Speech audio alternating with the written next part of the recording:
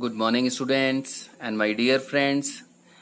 आज मैं आपको एक ऐसा टॉपिक बताने वाला हूँ जो कंपटीशन में बहुत ज़्यादा बार पूछा जाता है और ज़्यादातर स्टूडेंट्स और मेरे फ्रेंड्स उसको छोड़ के आते हैं।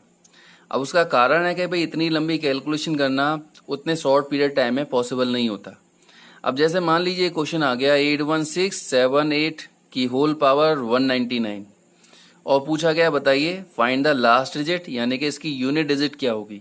यानी इतना हम क्वेश्चन को सॉल्व करेंगे तो उसके बाद यूनिट डिजिट क्या होगी ये हमसे पूछने के लिए क्वेश्चन आता है।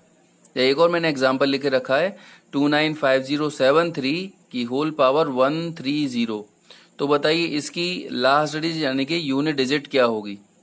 अब भाई इतना क्वेश्चन कोई सिंप्लीफाई तो करेगा नहीं, ना ही कोई सॉल्व करेगा, तो या तो आप तुक्का लगाएंगे और या फिर गलत आंसर करके आ सकते हैं या छोड़ के आ सकते हैं। ठीक है, तो आज मैं आपको एक इजी से इजी मेथड बताने वाला हूं कि कोई भी नंबर के ऊपर कितनी भी पावर अगर आपको दे रखी हो, ठीक है, आप उसका तुरंत यूनिट डिजिट यानी कि लास्ट डिजिट कैसे निकाल सकते हैं, बहुत आसान वाले तरीके से। ठीक है, तो जरा ध्यान से समझेंगे और ऐसे क्वेश्चन को अब कभी छोड़ना नहीं है क्योंकि बहुत आसान तरीका है इसका। ओके, तो now I am going to explain you how to find out unit digit. ठीक है, how to find the last digit of, मान लीजिए कोई नंबर ले लिया मैंने, ABC लिया, आप चाहो तो ABCDEFG कितने भी नंबर ले सकते हो, उसके ऊपर पावर लगी है n। तो इसकी शॉर्ट ट्रिक क्या है? इसकी पहली शॉर्ट ट्रिक ये है कि जो भी पावर n होती है उसमें हम हमेशा डिवाइड करेंगे 4 का। ठीक है, अब 4 का डिवाइड करेंगे तो रिमाइंडर 4 से छोटा ही आएगा, तो रिमाइंडर 0 भी आ सकता है, 1 भी आ सकता है, 2 भी आ सकता है और 3 भी आ सकता है। ठीक है, तो बस आपको ये दो तीन इसके दो केस में बता रहा हूं, उस केस का याद रखना है कि अगर रिमाइंडर 0 आता है, ठीक है, अगर रिमाइंडर 0 आता है तो हम ये देखते हैं, चेक करते हैं C क्या है। ठीक है, ये C आने के लास्ट डिजिट यहाँ पर क्या है। अगर ये लास्ट डिजिट हमारी ऑड नंबर है, 5 को छोड़ के, 5 के लिए अलग केस है, ऑड है यानी कि 1 है, 3 है, ठीक है, 7 है या 9 है, तो हम क्या कर देते हैं, लास्ट डिजिट डायरेक्ट बता देंगे, इसका लास्ट डिजिट क्या आएगा, 1 आएगा। डायरेक्ट आंसर लिख सकते हैं, लास्ट डिजिट क्या आएगा, 1 आएगा हमेशा। अगर C की वैल्यू क्या इवन है तो लास्ट डिजिट जो आएगा हमेशा 6 आएगा। अगर C की वैल्यू 5 है तो लास्ट डिजिट जो आएगा वो 5 आएगा। ठीक है, ये कब बताया, जब केस 1 यानी कि रिमाइंडर जब 0 होता है। मान लीजिए रिमाइंडर अगर 1 आए तो लास्ट डिजिट जो आएगा वो C आएगा, यानी कि लास्ट का जो डिजिट है वही इसके लास्ट में आएगा। अगर रिमाइंडर मान लीजिए 2 आता है तो रिमाइंडर जो लास्ट डिजिट आएगी वो C का स्क्वायर आएगी, यानी कि लास्ट डिजिट का स्क्वायर आएगी। अगर रिमाइंडर मान लीजिए 3 आता है तो लास्ट डिजिट जो आता है वो C का क्यूब आता है। ठीक है, अब भाई इतने बड़े क्वेश्चन को करने से पहले मैं आपको एक आसान सा तरीका बताता हूँ। जैसे मान लीजिए मैंने लिया 2 पावर 4 ले लिया, क्योंकि इसका आंसर आप जानते हैं ना तो चेक हो जाएगा। तो 2 पावर 4 की वैल्यू आप जानते हैं कितनी होती है, 16 होती है।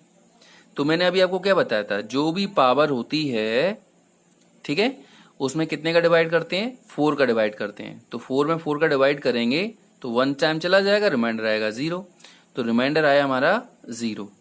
तो 0 आता है तो हम ये C देखते हैं, C कैसा है, इवन। तो C अगर इवन है तो लास्ट डिजिट क्या आएगी, 6। देखो 6 आ रही है ना। तो इस तरह से आप यही नहीं बड़े से बड़े क्वेश्चन को भी सॉल्व कर सकते हैं। ठीक है, देखिए जैसे ये क्वेश्चन है, ठीक है, अब इतने बड़े क्वेश्चन को हमें सॉल्व करना है कि बताइए इसका लास्ट डिजिट यानी कि यूनिट डिजिट क्या आएगा। तो मैंने क्या बताया, सबसे पहले जो भी पावर आती है उसको हम 4 से डिवाइड करते हैं।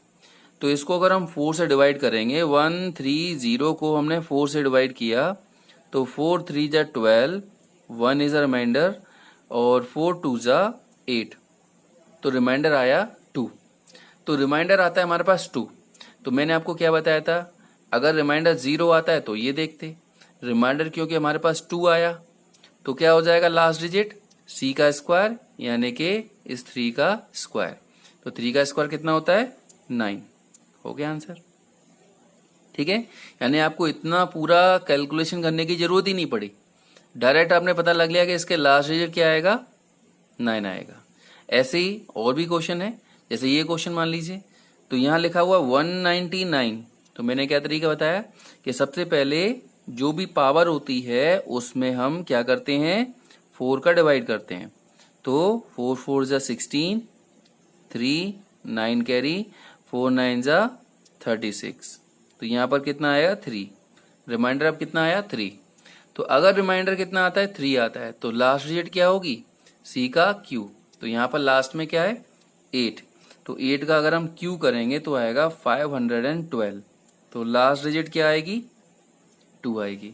ओके, सो यूनिट डिजिट इसकी क्या हो जाएगी 2 हो जाएगी। So don't forget this method, it is really easy and really nice method.